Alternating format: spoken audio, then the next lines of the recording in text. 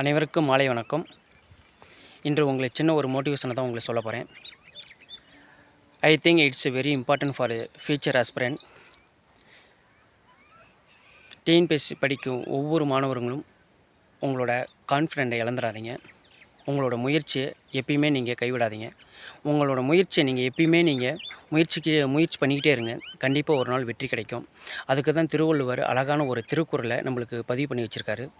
தெய்வத்தால் ஆகாதெனினும் முயற்சி தன் மெய்வருத்து கூலி தரும். ஸோ தெய்வத்தால் கூட முடியாமல் போகலாம் ஒரு காரியம்.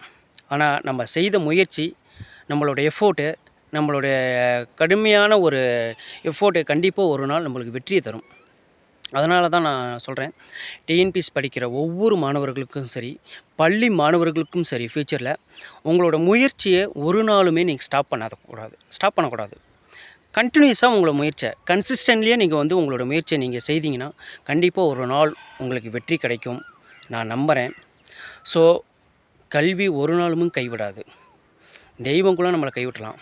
நம்ம படித்த கல்வி இறந்தாலும் நம்ம கூடையே மண்ணோட மண்ணாக மக்கி அழுகி போகிறது ஒன்றே ஒன்று என்னென்னா கல்வி.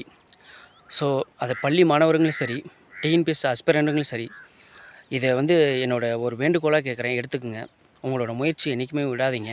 விடாமுயற்சியாக தான் நீங்கள் படிக்கணும். கண்டிப்பாக விடாமுயற்சி கண்டிப்பாக வெற்றி தரும்.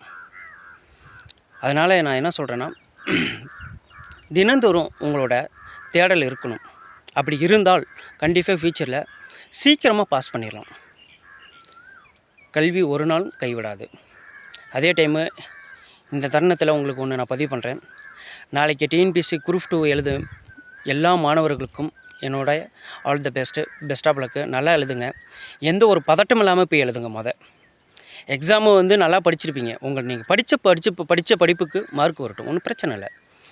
பதட்டப்படாதீங்க. ஃபஸ்ட்டு கேள்விக்கு டஃப்பாக இருந்தால் கூட நீங்கள் உங்களோட கான்ஃபிடென்ட்டை இழந்துடக்கூடாது.